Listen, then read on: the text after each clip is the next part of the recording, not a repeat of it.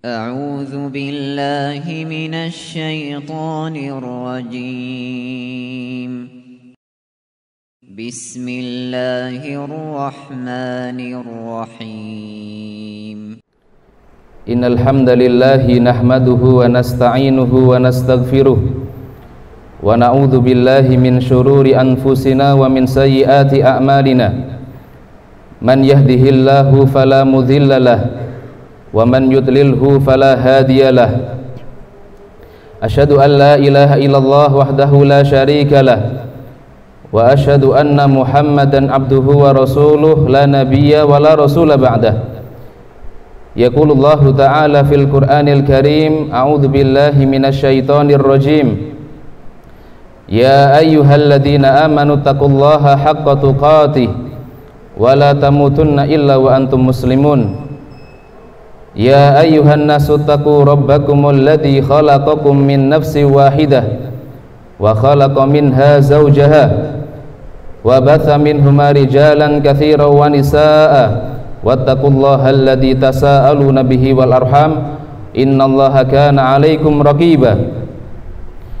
يا أيها الذين آمنوا اتقوا الله وقولوا قولا سديدا يصلح لكم أعمالكم ويغفر لكم ذنوبكم ومن يطع الله ورسوله فقد فاز فوزا عظيما. أما بعد فإن أصدق الحديث كتاب الله وخير الهدي هدي محمد صلى الله عليه وسلم وشر الأمور محدثاتها فإن كل محدثة في الدين بدعة وكل بدعة ضلالة وكل ضلالة في النار. Ma'asyiral muslimin, sidang salat Jumat rahimakumullah.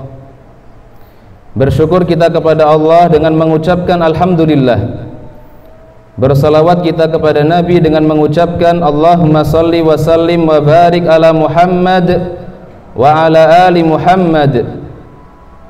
Tak lupa marilah kita bersama-sama berusaha meningkatkan takwa kita kepada Allah dengan cara imtithalu awamirihi wajtinabu nawahihi, melaksanakan apa-apa yang Allah Subhanahu wa taala perintahkan, baik itu yang bersifat wajib ataupun yang bersifat sunnah, serta berusaha menjauhkan diri dari apa-apa yang diharamkan oleh Allah Subhanahu wa taala. Kaum muslimin, sidang salat Jumat a'azzani Allah wa iyyakum, salah satu di antara hikmah Allah Subhanahu wa taala mensyariatkan puasa di bulan suci Ramadan, di antaranya disebutkan oleh para ulama fi shaumi tazhidun fid dunya wa syahwatiha wa targhibun fil akhirah wa na'imiha. Salah satu di antara hikmah puasa adalah melatih kita supaya kita bisa hidup zuhud di dunia dan dengan syahwat-syahwatnya, serta mendorong kita untuk lebih cinta kepada akhirat dan kenikmatan akhirat. Artinya puasa yang Allah Subhanahu wa taala syariatkan melatih kita untuk tidak tamak terhadap dunia dan lebih cinta kepada akhirat. Kalau kita berbicara tentang zuhud, Rasulullah sallallahu alaihi wasallam menjelaskan di dalam hadis beliau bahwa salah satu di antara sebab Allah Subhanahu wa taala mencintai seorang hamba adalah ketika hamba tersebut memiliki sifat atau karakter zuhud terhadap dunia. Sahabat Sahal bin Sa'ad As-Sa'idi radhiyallahu taala anhu bertanya kepada Nabi sallallahu alaihi wasallam. Kata beliau, "Ya Rasulullah, dullani ala amalin in amiltuhu ahabani Allah wa ahabani an-nas." Wahai Rasulullah, tunjukkan aku satu amalan yang mana apabila aku kerjakan amalan ini, Allah Subhanahu wa taala akan mencintaiku dan manusia pun akan mencintaiku. Maka Nabi sallallahu alaihi wasallam kemudian mengatakan, izhad fid dunya yuhibbukallah wazhad fi ma 'indan nas yuhibbukan nas. Kata Nabi sallallahu alaihi wasallam, zuhudlah kamu dalam urusan dunia, maka niscaya Allah Subhanahu wa taala akan mencintaimu. Dan zuhudlah kamu dengan apa-apa yang dimiliki oleh manusia, maka niscaya manusia akan mencintaimu. Rawahu Ibnu Majah.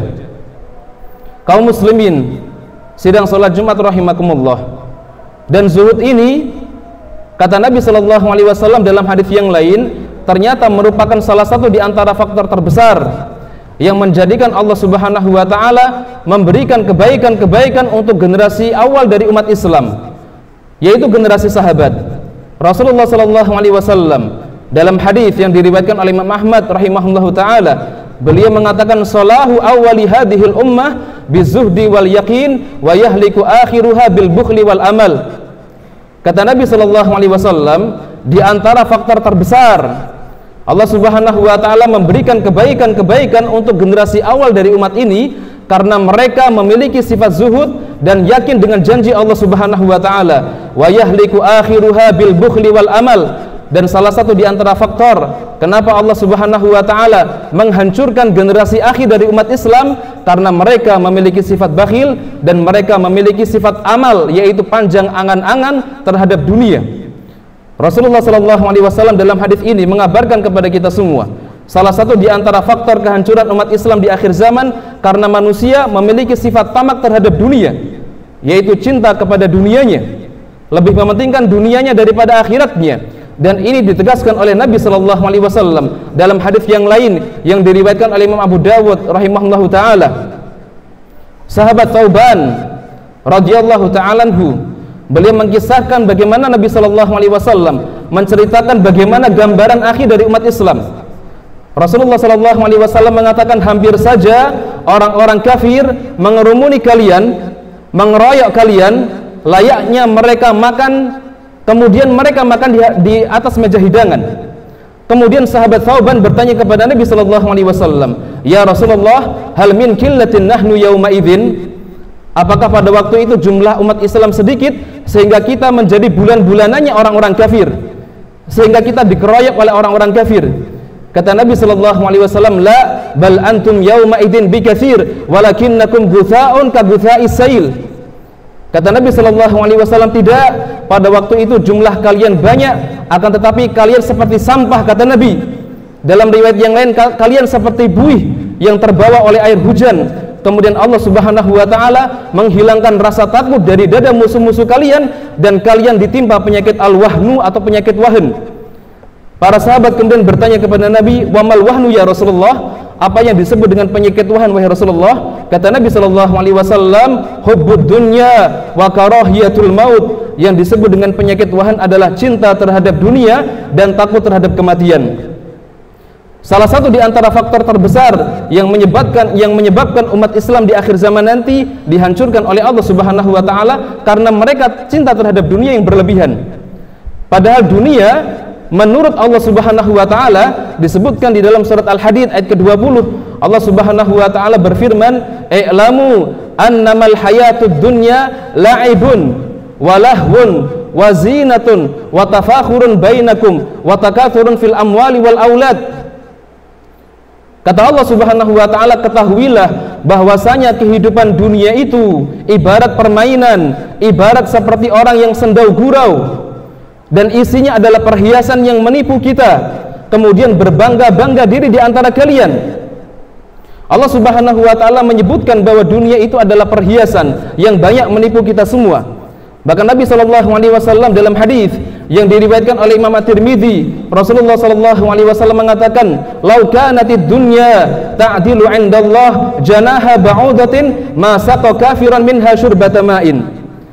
Kata Nabi Shallallahu Alaihi Wasallam, kalaulah seandainya dunia di sisi Allah Subhanahu wa Ta'ala lebih berharga daripada sayap seekor lalat atau sayap seekor nyamuk, masaka kafiran minha syurbata ma'in, maka Allah Subhanahu wa Ta'ala tidak akan memberikan rezeki kepada orang-orang kafir meskipun hanya satu teguk air minum. Hari ini buktinya Allah Subhanahu wa Ta'ala memberikan harta, memberikan dunia kepada orang-orang kafir. Ini menunjukkan bahwasanya dunia itu di sisi Allah Subhanahu wa Ta'ala tidaklah lebih berharga daripada sayap seekor lalat, sayap seekor nyamuk. Kaum muslimin, sidang Jumat yang dimuliakan oleh Allah Subhanahu wa Ta'ala, Rasulullah Shallallahu Alaihi Wasallam, beliau pernah berjalan dengan beberapa orang sahabatnya. Kemudian Nabi Shallallahu Alaihi Wasallam beliau melewati sebuah pasar. Nabi Shallallahu Alaihi Wasallam mendapati ada bangkai seekor anak kambing yang telinganya cacat. Maka Nabi Shallallahu Alaihi Wasallam kemudian mendekati bangkai anak kambing ini. Kemudian Rasulullah Shallallahu Alaihi Wasallam mengambilnya. Kemudian beliau menawarkannya kepada para sahabat. Kata Nabi Shallallahu Alaihi Wasallam, maukah di antara kalian membeli bangkai seekor anak kambing yang cacat ini seharga 1 dirham? Maka para sahabat kemudian mengatakan, ya Rasulullah, sesungguhnya dia adalah bangkai. Maka bagaimana mungkin kami bisa membelinya dengan 1 dirham? Harganya jauh lebih murah. Maka Nabi Shallallahu Alaihi Wasallam kemudian menawarkan kembali, maukah di antara kalian mengambil bangkai anak kambing ini gratis tanpa membayar? Maka para sahabat kemudian mengatakan, ya Rasulullah, kalaupun seandainya anak kambing ini masih hidup, tentunya dia tidak ada nilainya di hadapan kami. Maka Nabi Shallallahu Alaihi Wasallam kemudian mengatakan, wallahi lad dunya ahwanu indallahi min hadza alaikum. Kata Nabi Shallallahu Alaihi Wasallam, demi Allah, sesungguhnya dunia itu lebih hina di sisi Allah Subhanahu wa taala daripada hinanya bangkai anak kambing ini di mata kalian. Kaum muslimin sedang salat Jumat rahimakumullah. Ternyata dunia yang hari ini kita idam-idamkan, dunia yang hari ini kita cari, dunia yang hari ini dicari oleh manusia dari pagi hari sampai dengan malam hari, sehingga mengorbankan akhiratnya, ternyata menurut Allah Subhanahu wa taala tidaklah lebih berharga daripada bangkai seekor anak kambing yang cacat. Rasulullah sallallahu alaihi wasallam, beliau adalah teladan kita semua dalam kebaikan, termasuk teladan dalam kezuhudan. Rasulullah sallallahu alaihi wasallam, beliau pernah didatangi oleh sahabatnya yang mulia, yaitu sahabat Abdullah bin Mas'ud radhiyallahu ta'ala anhu.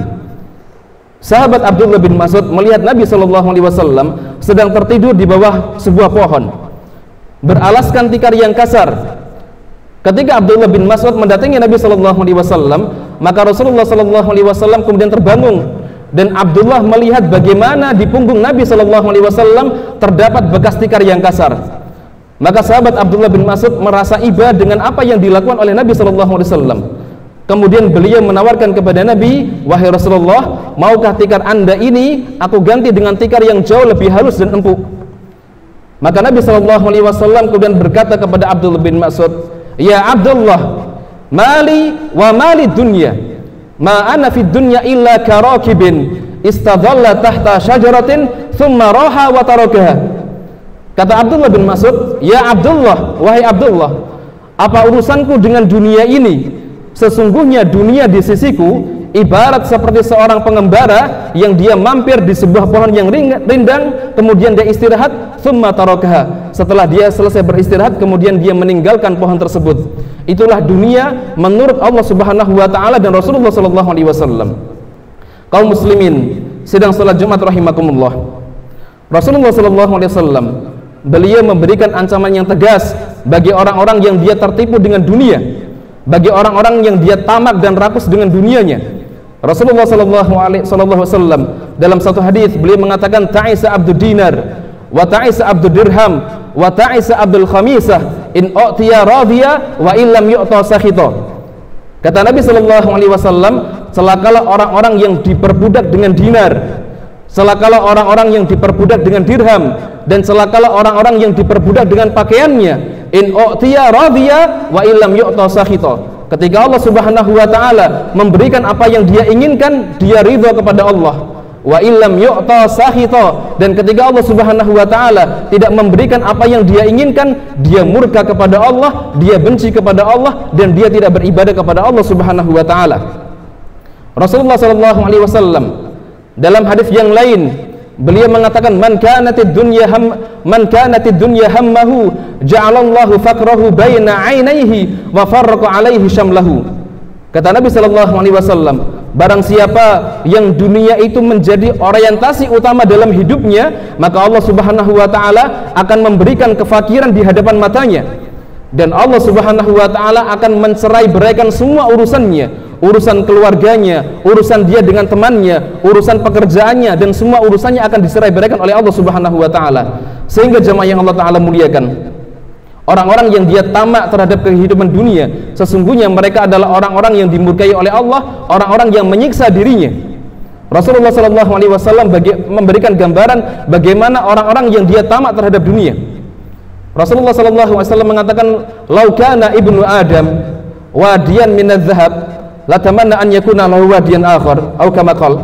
Rasulullah SAW menyebutkan, kalaulah seandainya orang-orang yang tamak ini, orang-orang yang tamak terhadap dunia, dia diberikan oleh Allah Subhanahu wa taala satu gunung emas, la tamanna an yakuna lahu wadiyan akhar, maka dia akan berharap kepada Allah Subhanahu wa taala supaya Allah memberikan gunung emas yang lain. Aqulu qauli hadza wa astaghfirullah li wa lakum wastaghfiruhu innahu huwal ghafurur rahim.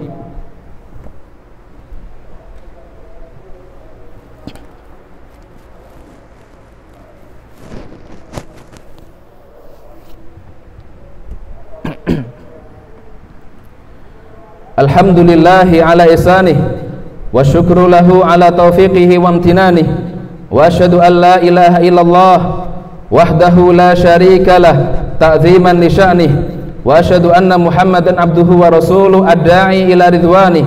Allahumma salli wa sallim wa barik ala Muhammad wa ala alihi wa ashabihi wa ikhwanih. Kaum muslimin sidang salat Jumat, a'azzani Allah wa iyyakum. Di khutbah yang pertama, khatib telah menjelaskan bagaimana Nabi SAW memerintahkan kepada kita semua agar kita seorang muslim memiliki karakter zuhud terhadap dunia dan lebih mementingkan kehidupan akhirat. Allah Subhanahu wa taala serta Rasulullah SAW juga telah memberikan ancaman yang tegas bagi orang-orang yang dia tamak terhadap dunia, orang-orang yang terlalu cinta berlebihan terhadap dunianya. Kemudian pertanyaannya adalah, apakah kita tidak boleh mendapatkan dunia, Ustadz? Apakah kita tidak boleh mencari rezeki, Ustadz? Tentunya boleh. Seseorang boleh mengumpulkan dunianya, seseorang boleh mengumpulkan hartanya, asalkan ketika dia mengumpulkan hartanya dia niatkan untuk mendekatkan diri kepada Allah Subhanahu wa taala, atau dia niatkan ketika dia mengumpulkan dunia, maka dia lebih bisa untuk beribadah kepada Allah Subhanahu wa taala dengan ibadah-ibadah yang tidak bisa dikerjakan oleh orang-orang miskin. Makanya jamaah yang Allah taala muliakan, satu ketika Fudail bin Iyad, beliau pernah protes kepada Abdullah bin Mubarak rahimahullahu taala. Fudail bin Iyad mengatakan, anta ta'muruna bizuhdi wa taqallal wal bulghah wa naraka ta'ti bil badha'i kaifa dzalik.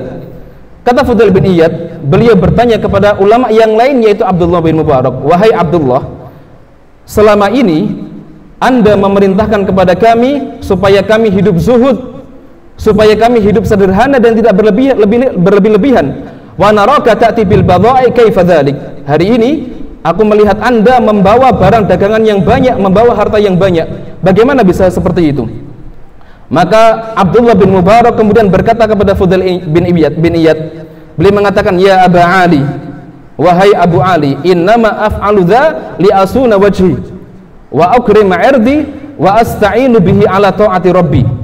Kata beliau, wahai Abu Ali, sesungguhnya aku melakukan hal seperti ini supaya melindungiku dari meminta-minta kepada manusia,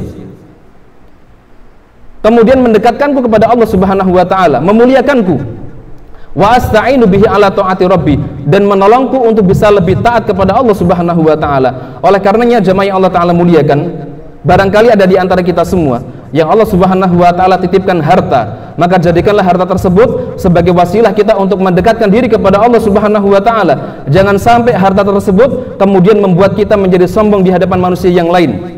Semoga Allah Subhanahu wa taala memberikan sifat zuhud untuk kita semua. Semoga Allah Subhanahu wa taala melalui ibadah puasa semakin mendekatkan kita kepada Allah, menjadikan kita lebih cinta kepada akhirat dibandingkan dengan dunianya. Dan semoga Allah Subhanahu wa taala di bulan suci Ramadan ini menerima amal soleh yang kita kerjakan. Innallaha wa malaikatahu yusholluna 'alan nabi ya ayyuhalladzina amanu shallu 'alaihi wa sallimu taslima. Allahumma shalli wa sallim wa barik ala Muhammad wa ala ali Muhammad kama shallaita ala Ibrahim wa ala ali Ibrahim innaka Hamidum Majid. Wa barik ala Muhammad wa ala ali Muhammad kama barakta ala Ibrahim wa ala ali Ibrahim fil alamin innaka Hamidum Majid. Allahumma ighfir lil muslimina wal muslimat wal mu'minina wal mu'minat al ahya'i minhum wal amwat innaka sami'un qaribun mujibud da'wat faya qadiyal hajat. Allahumma ansur man nasara din wakhdul man khadalal islam wal muslimin Allahumma inna na'udzubika min jahdil bala wa darakis syaqa wa su'il qada wa syamatatil a'da. Rabbana zalamna anfusana wa illam taghfir lana wa tarhamna lanakunanna minal khasirin. Rabbana la tuzigh qulubana ba'da idh hadaitana wa hab lana min ladunka rahmah innaka antal wahhab. Rabbana atina fid dunya hasanah wa fil akhirati hasanah wa qina adzabannar. Wa sallallahu ala nabiyyina Muhammad walhamdulillahi rabbil alamin. Ibadallah, innallaha ya'murukum bil adli wal ihsan wa ita'i dzil qurba wa yanha 'anil fahsya'i wal munkari wal baghi ya'idukum la'allakum tadhakkarun. Fadhkurullahal 'azim yadhkurkum washkuruhu 'ala ni'amihi yazidkum wa la dzikrullahi akbar. Aqimussalah.